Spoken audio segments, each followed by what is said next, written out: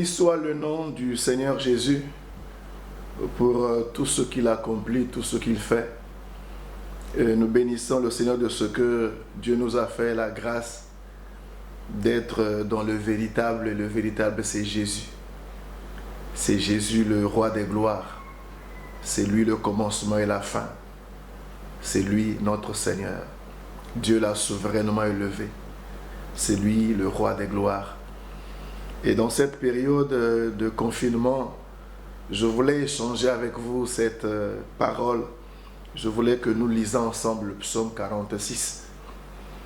Et nous allons, par la grâce de Dieu, transformer ces versets en requête de prière.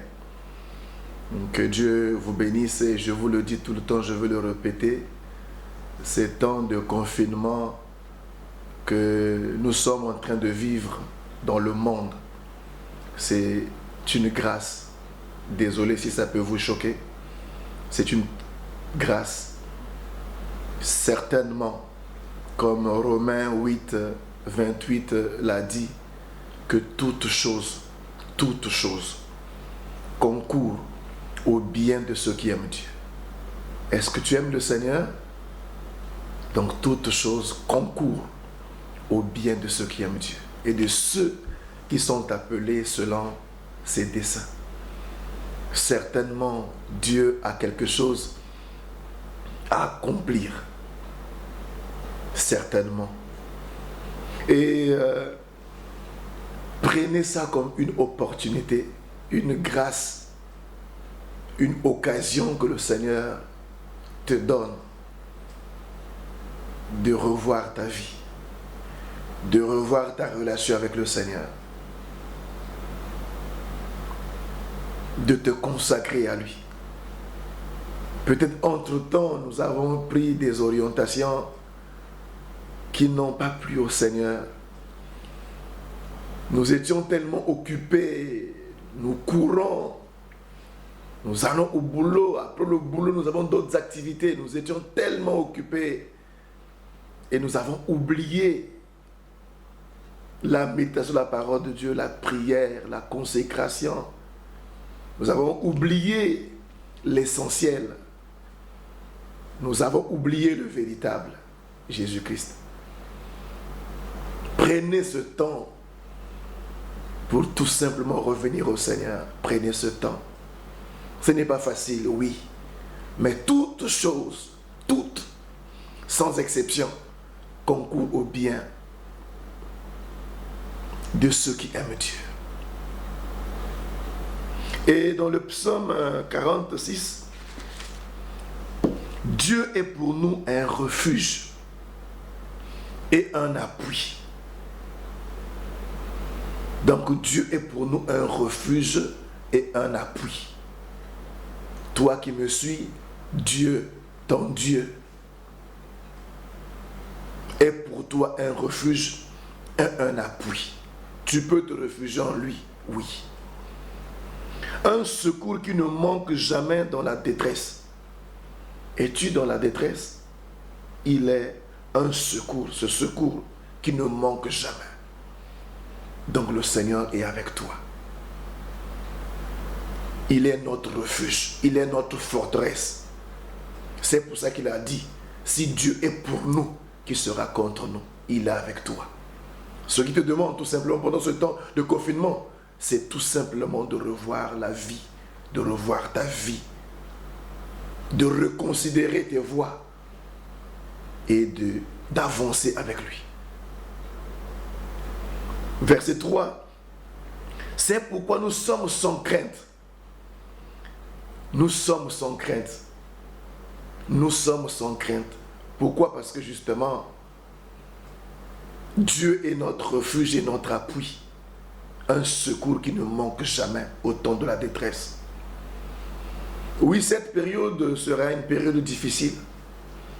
Avec les confinements et beaucoup de frères et de sœurs n'ont pas des moyens financiers pour véritablement vivre pendant cette période. Mais je voulais te dire ce matin que Dieu est ton refuge et ton appui. Tu peux, oui, t'appuyer sur lui. Même dans tes besoins matériels, dans tes besoins dans tes besoins. On l'appelle Jéhovah Jireh. C'est lui qui pourvoit à tous nos besoins. Et le verset 3 dit, c'est pourquoi nous sommes sans crainte. Oui, nous sommes sans crainte. Et je veux exagérer en disant, nous sommes détendus. Oui, nous sommes détendus. Sois détendu. Nous sommes trop tendus. Il y a trop de pression. C'est vrai, c'est pas facile de rester à la maison toute la journée, demain toute la journée, avec des enfants qui crient, avec tout ce que nous vivons. Oui, il y a la tension. Mais s'il te plaît, que le Seigneur te donne la paix. Que le Seigneur te donne la paix. Et notre paix, notre joie ne dépend pas des circonstances. Notre joie, notre paix dépend du Seigneur. La joie du Seigneur sera ta force. Au nom de Jésus. C'est pourquoi nous sommes sans crainte.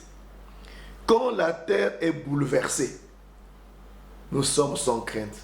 Quand la terre, la planète Terre est bouleversée, en Asie, en Europe, en Amérique, en Afrique, en Australie, il y a la pression. Mais nous sommes sans crainte. Quand la terre est bouleversée et que les montagnes chancellent au cœur des mers, nous sommes sans crainte. Parce que nous sommes avec le Seigneur. Il ne peut pas nous abandonner. Il est avec nous. Et d'ailleurs, toutes choses sont en train de travailler, de fonctionner pour notre bien. Nous sommes sans crainte. Que la crainte te libère au nom de Jésus. Verset 4. Quand les flots de la mer mugissent, écument, se soulèvent jusqu'à faire trembler les montagnes, nous n'avons pas peur. Nous n'avons pas peur. Parce que nous savons que ce sont des signes qui annoncent l'avènement du Seigneur. Et il nous avait dit, les derniers temps seront des temps difficiles. Nous le savons. Mais la bonne nouvelle, c'est que lui, notre Dieu, lui, notre Seigneur, est notre refuge et notre appui. Oui, on peut s'appuyer sur lui. Oui, on peut s'appuyer sur lui. Nous sommes sans crainte. Nous avançons avec le Seigneur. Nous continuons à le chercher. Nous continuons à le chercher. Verset 5. Il est un fleuve dont les courants réjouissent la cité de David, de Dieu, pardon. Le sanctuaire des demeures du Très-Haut. Il est un fleuve. Il est un fleuve dont les courants réjouissent. Il est un fleuve. Dans Jean 7, ceux qui croiront en lui, des fleuves d'eau vive couleront. Je prie pour toi pour qu'il soit vraiment pour toi en ce moment un fleuve qui donne la paix, qui donne la joie, qui console. Oui, des fleuves d'eau vive. Il parlait du Saint-Esprit. Que le Saint-Esprit, le consolateur, oui, te console encore, te fortifie, te relève au nom de Jésus. Oui, nous avons vu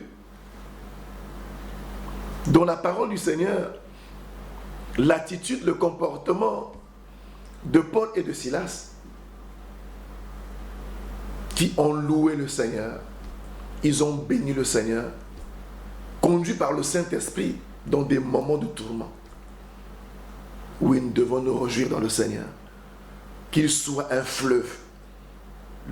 Que le Saint-Esprit te console, te relève. Qui te donne la joie. Une joie incompréhensible. Ceux qui t'entourent, qui ne connaissaient pas le Seigneur, qui ne connaissent pas le Seigneur, seront surpris parce qu'il est un fleuve pour toi. Oui, le Saint-Esprit en toi, c'est lui qui te console. C'est lui qui te relève. Verset 6. Dieu est au milieu d'elle. Elle n'est point ébranlée. Dieu la secoue dès l'aube du matin. Verset 7. Des nations s'agitent, des royaumes s'ébranlent. Il fait entendre sa voix. La terre se fond d'épouvante. Vous voyez, les nations s'agitent, les royaumes s'ébranlent. Voilà, les nations s'agitent aujourd'hui. Quelle nation n'est pas agitée aujourd'hui? Et les nations vont encore agiter. Ça va encore continuer après, puisque jusqu'à ce qu'ils reviennent. Alléluia. Les nations s'agitent. Mais la bonne nouvelle, verset 8. L'Éternel des armées est avec nous. Il est avec nous. Le Dieu de Jacob est pour nous une haute retraite. Il est avec nous. Il passe par là pour nous préparer. Il est avec nous, il est avec toi. Il est avec nous. Qu'il soit avec nous. Il sera avec nous. Et c'est pour ça qu'il est écrit, si Dieu est pour nous, avec nous, qui sera contre nous?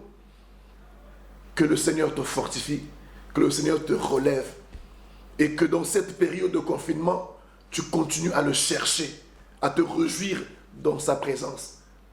Et la gloire de Dieu se manifestera dans ta vie. Au nom de Jésus, que Dieu te bénisse. Amen.